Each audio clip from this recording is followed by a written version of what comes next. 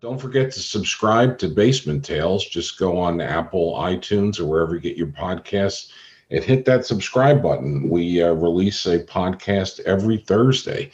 That way you'll be sure not to miss an episode.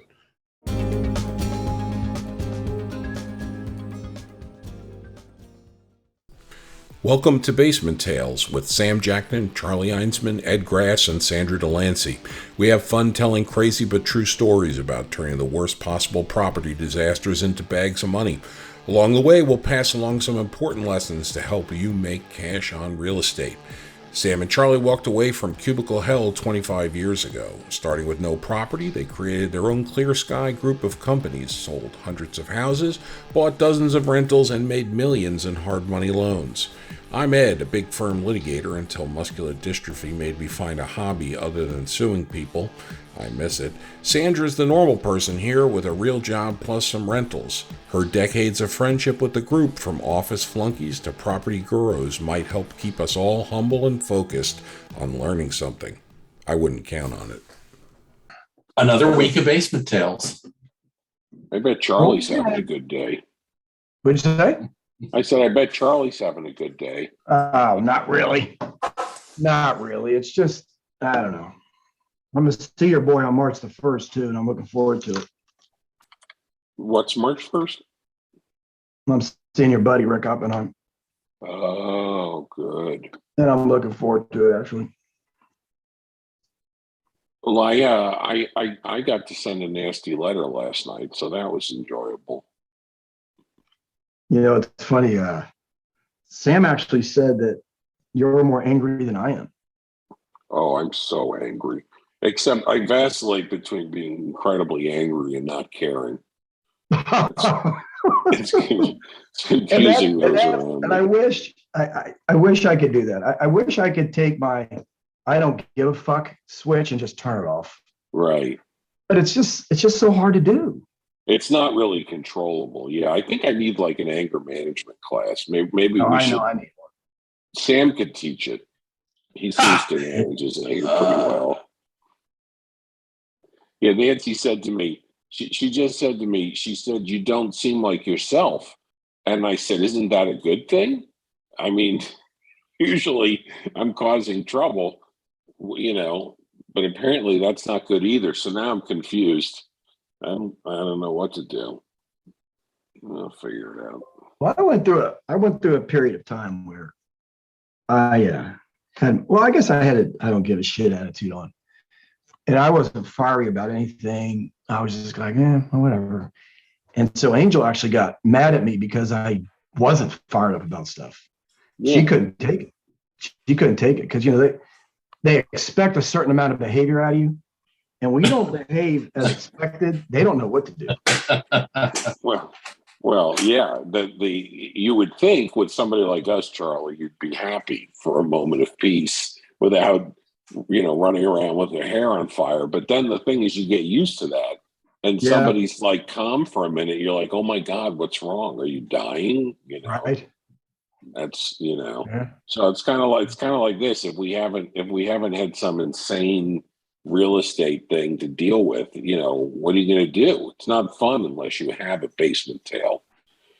And it wasn't even insane. Just some lady trying to jack a HD TV off us. All right. So should that be our basement tale this week? The HGTV hijack, and we're not going to use names, but it's a pretty good case. It's a good case where we had a quick flip and we had a locked-in profit, and we had to make some last-minute decisions. What do you think? Does this make a good basement tale? I mean, it's pertinent today. I like it. Everyone's been involved in it. So this happens. You got to make ethical decisions. It's interesting. I was taking an ethics class last night, and this came up at the very time I was taking the online class. And all of us had different approaches to solving a business problem. And it really became an ethical problem, right? Is it okay to pay someone when they're just wrongfully extorting the money from you if you've got the money to pay them and you just want to get through the transaction? And, we opted for it's not okay after some internal debate. And first of all, I have to interrupt to say Yeah. Well, if you have to take an ethics class, you're probably not ethical. This is my guess. I mean, this is like that. Everything you needed to know, you learned in kindergarten. What's the, but this must be for some licensing thing. You probably had to It's for take licensing, Yeah, but it actually it's a kindergarten lesson, right? So we bought a house. We bought it on the 10th of February, and we're selling it on the 25th of February. Very short time frame. We bought title insurance to make sure that we had a very clean transfer of title.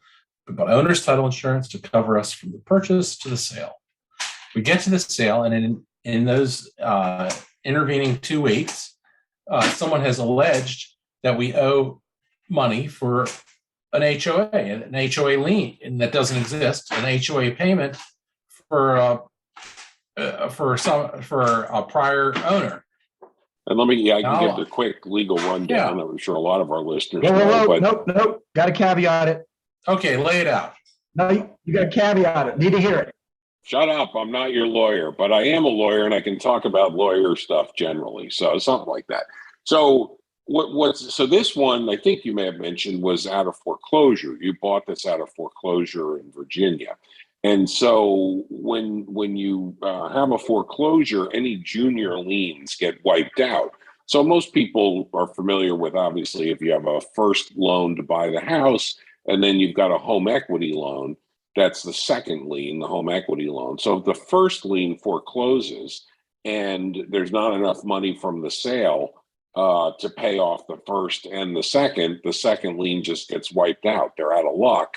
And the person who buys the home at the foreclosure just pays whatever the auction price was, whatever it went for during the sale. Well, there's a lot of other types of liens that you can have. One of the more common ones, obviously, people are getting in financial trouble. That's why they're not paying their mortgage. So there's a good chance they're not paying their home association, that monthly fee that a lot of condos and townhouses, but even some single family home areas have. And that, if it's not, paid, can become a lien, just like sewer liens. And there's some liens you do have to pay and don't have to pay, but it's very clear a homeowner lien just gets wiped out in that process. But again, if there's enough money from the purchase to pay the homeowners, they would get paid too. In this particular case, I guess there was a first trust.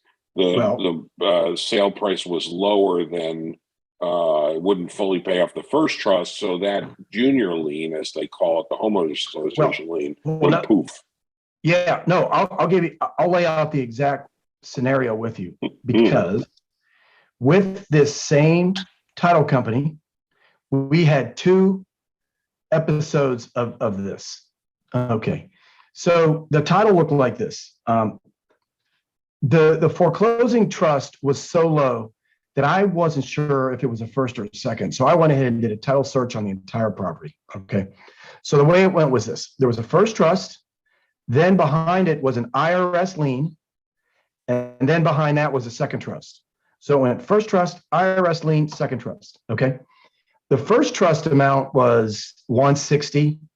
Right, which I thought was a second trust because it was so low. The house was worth about $500,000. So the first trust was $160. The second trust was an IRS lien of about $60,000, and then the second trust was about $170,000. Well, the house sold for at auction at $330,000. So the first trust got paid off in full.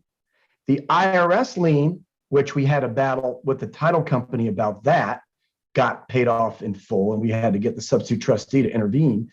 And then the second trust had a partial payoff. I don't remember exactly what the amount was, right? So any liens behind it, which I don't even think there was an HOA lien. There was no other liens behind it. So if there were, they would have just gotten blown away anyway. Okay. So take us up to the closing, because we went and flipped the house in record time.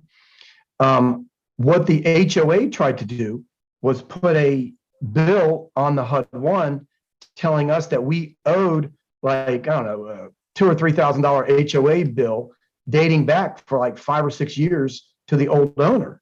And they tried to put that on our side of the HUD-1. Well, anytime you foreclose, all the HOA stuff gets blown away, but then anything owed on the HOA is the responsibility of the former owner, not the new buyer. So even though we had owned the house for like maybe 20 days, we should have owed like 70 or 80 bucks to the HOA, whatever that number is, not $2,000 or $3,000. And so that's sort of what happened. That's a good time to remind people about deficiency judgments, which vary in different jurisdictions. But just because the junior liens get blown away for the new purchaser at the foreclosure sale, the old owner still can be on the hook for that, what's called a deficiency.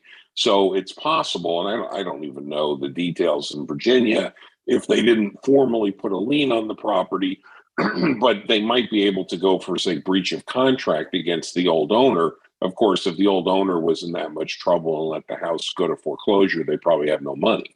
So it really doesn't make a whole lot of difference. But that's why if you want to get your money, trying to get onto the HUD-1 of the new sale is the way to do it, because that's where the money is. But that's not where the money's owed.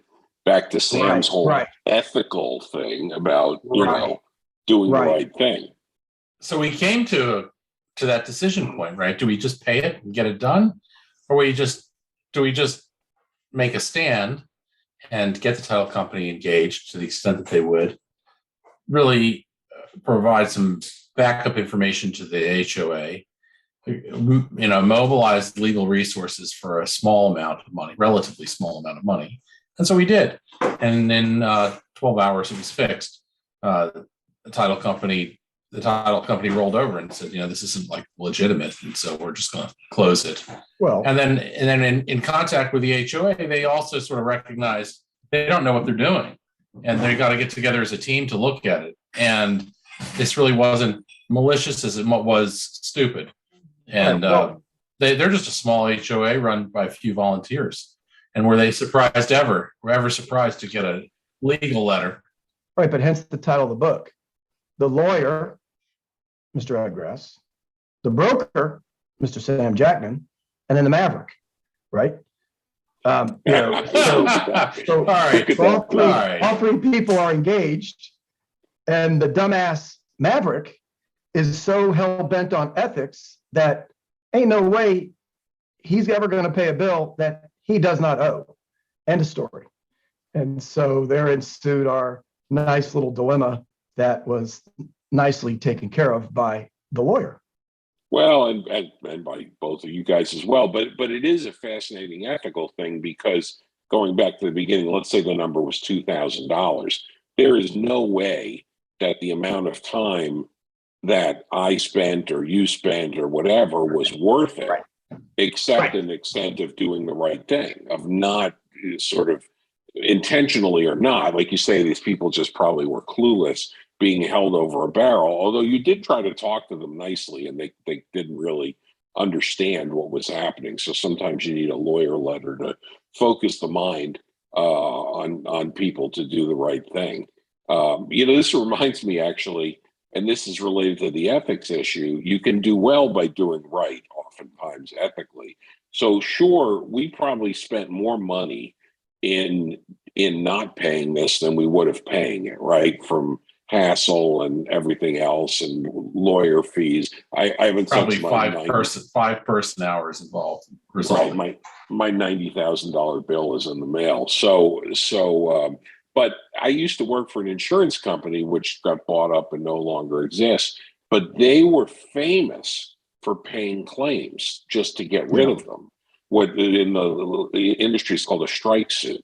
And they got known for it. People knew you could sue them with a BS claim and they'd pay something for it to go away.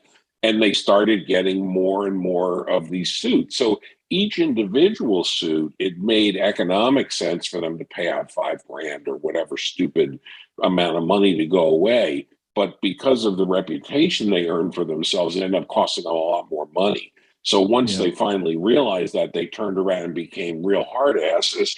They still had to pay real claims, obviously. But if somebody, was just hijacking them and going to cause them to spend $50,000 in legal fees to fight against a claim, they would do it just to get the reputation that we're only paying legitimate claims. So, this, I don't think the word will get out, except I suppose on this podcast. But Well, they're going to know we're hard asses. Yeah, well, but again, I wouldn't even say that. We only pay legitimate claims. We're not paying for stuff we don't know. Right. Well, and related to that, when I first got to know you and the Maverick, I saw a lot of things that you guys would. Poor Sam's gonna keel over from laughing. I saw a lot of situations where you guys were flipping a ton of houses, I mean, back in the whole mess days, and Sam or whatever, you guys would pay three, four, $5,000 to fix some problem that you had an argument really wasn't your problem. Probably maybe it might have been whatever, but you erred on the side of just doing it, just paying it, and you could have even times you probably could have said, all right, I'll split it or something, and it probably would have worked. You just said, all right, fine, I'll fix it. And I think that did come around. I think that you guys have a reputation in the industry that if there was a fair thing to do, you were going to do that. But you're not going to be, jerked around for something where they're truly. I mean, this is not a question under Virginia law. That HOA thing exploded. It doesn't exist. A unicorn exists as much as that does. So that's just a bridge too far. So I think doing the right thing ethically, not only can you look at yourself in the mirror, it tends to be the best business to do. I think you're gonna end up spending the money you should spend and get a good reputation. Now, nothing's going to save my reputation, but you guys. That's totally true. I mean, to defend Sam, if there's an issue, let's say there's a fairness issue, not an ethical issue, but a fair issue, Sam will go, and let's say it's a 50-50 issue. Sam will go 75% on his side to do the fairness issue. In other words, he'll step over the fence more than 50% of the way to the other side to rectify a fairness issue. And I know, Ed, you're the same way as far as fairness. It's just different that don't you slander me. Don't tell people I'm nice. I don't want anything like that getting out. Oh, sorry. Yeah. We could show your letter. We could show your letter as evidence that you're not nice. Of the reality. No, I'm sorry to interrupt you, Charlie. Go on. Tell us how great I am. No, but Sam was famous for going above and beyond to the other side of a fairness issue, and he was overly fair, and he got a lot of goodwill that way. And so he's been the one behind that for our goodwill. But sometimes though, you got guys like me and guys like you, Mr. Ed, who just sometimes we like a fight. Yeah. Especially when we know we're it's right. a bridge too far. Yes. Well, that's the name of it. We know 100% unequivocal that we were right. Right. Yeah. We might be wrong, but when we know we're kind of 90% right, we're like a dog, man. We're not letting go of that bone. It was 100% right this time. Yeah. We were. Yeah. 100% right. And even I'll tell you guys, I mean, say even you are 90% right, and there's an argument, blah blah blah. It's not completely ridiculous. This HOA thing, it just would be ridiculous. But or even it's 75% you're right, 25%. But courts can agree with anything they want if you get into that situation. So then a lot of times it's reasonable to settle. You would discount the claim maybe and pay some amount out, and if somebody's reasonable. But the situation is, I always joke about this, there'd be no lawyers if people were reasonable. There's really no need for lawyers. I mean, if people are sort of objective, have the information, and sit down and talk things out, 99.9% of problems should be resolvable. But people just get unreasonable, and then you get lawyers, and lawyers like to make money fighting and whatever. So, but it goes back to the kindergarten thing. It's just do the right thing, be reasonable. You'll be happier in the end. You'll make the money back in another situation, or you'll get the reputation, which is good. I mean, you guys, are in a reputation business, particularly you, Charlie, with the loans. People need to know, hey, if I call him, he's going to respond. It's the whole life cycle of a deal, including the problems, because unanticipated problems happen. Even in the best scenario, things come up you got to work out. God, what am I? See, I'm changing. The best. Well, I was told. I got a quote from the best lawyer in the world once told me. He said, once a case goes to court, it's 50-50. And that's with the best lawyer in the world. If you have a terrible lawyer, it's 90-10. Well, I always was irritated by lawyers who would always say it's 50-50, right? No matter what. But your broader point is true. I mean, it may be 75-25, but the thing is that 75 maybe should be 100% you're going to win. But there's always going to be at least 25% that somebody perceives something totally differently. And a good lawyer, for those looking for a lawyer, I'm not your lawyer, but when you're looking for a good lawyer, you want somebody that plays red team. And it's shocking to me how few lawyers do this, which is, the standard, okay, if I'm working for Charlie, I'm on the blue team. We're the good guys. We're going to try to win or whatever. But you have to sit down, and I'm sure you do this, Charlie, from a business perspective. What's the other guy or gal thinking? What's their perspective? Why do they think they're right? And then even more important than that to settle things is what do they want? Right? Yeah. It's not always just cash, although that tends to solve a lot of business problems. Sometimes it's just being respectful. Sometimes it's hearing what they have to say. There's a lot of different things that people want as an outcome. And so you have to look at the other side. You can't just, otherwise you'll think, well, I'm right. I'm just going to fight forever. But maybe there is another perspective because, of course, if you then get to a judge, the judge may not share your perspective, and you're rolling the dice as to what. You sure are. Yeah. Sometimes, Ed, some of us love to roll the dice. Another good title.